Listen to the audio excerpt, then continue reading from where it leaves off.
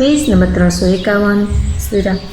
सब कर आज सुकृत फल बीता, पयऊ कराल कालु विपरीता।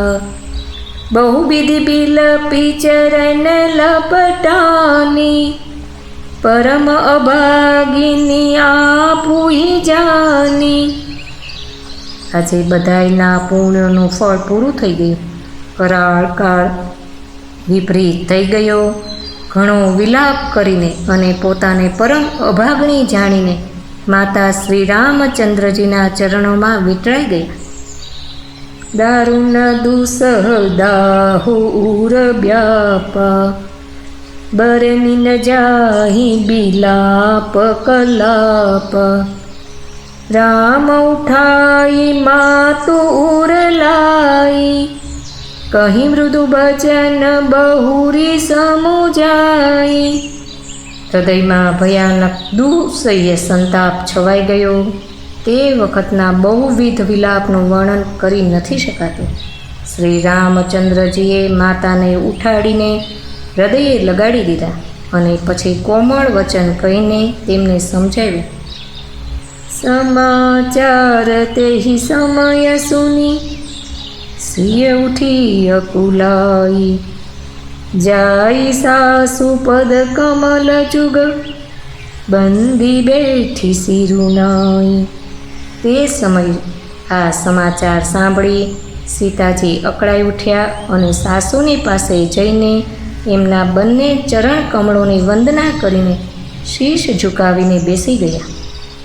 दीन्ही अशीष सासु मृदु बानी, अति सुकुमारी देखी अकुलानी।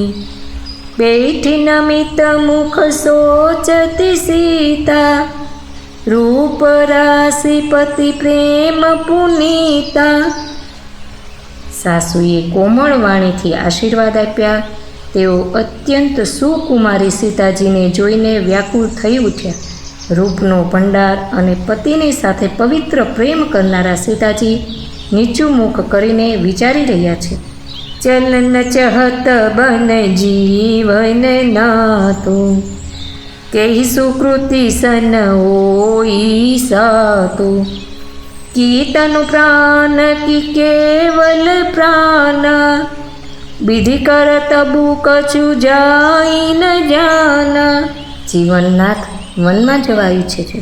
જોઈએ ક્યાં પુણ્યશાળી સાથે એમનો સાથ થશે। શરીર અને પ્રાણ બંને સાથે જશે કે કેવળ પ્રાણ જ એમના સાથે જશે? વિધાતાને કરણી કંઈ જાણી નથી શકાતી। ચારુ ચરણ નખ લેખતી ધરની, નુપુર મુખર મધુર કબીબરની। मन हूँ प्रेम बस बीनती करही, हम ही सीय पद जनी परिहरही। सीताजी पोताना सुंदर चरणोना नखोथी धरती खोतरी रह्या छे। आવું કરતી વખતે ઝાંઝરોનો જે મધુર ધ્વનિ થઈ રહ્યો છે તેનું કવિ આ રીતે વર્ણન કરે છે કે જાણે પ્રેમને વશ થઈને ઝાંઝર એમ વિનંતી કરી રહ્યા છે કે સીતાજીના ચરણ કદીએ અમારો ત્યાગ ન કરે। અસ્તુ।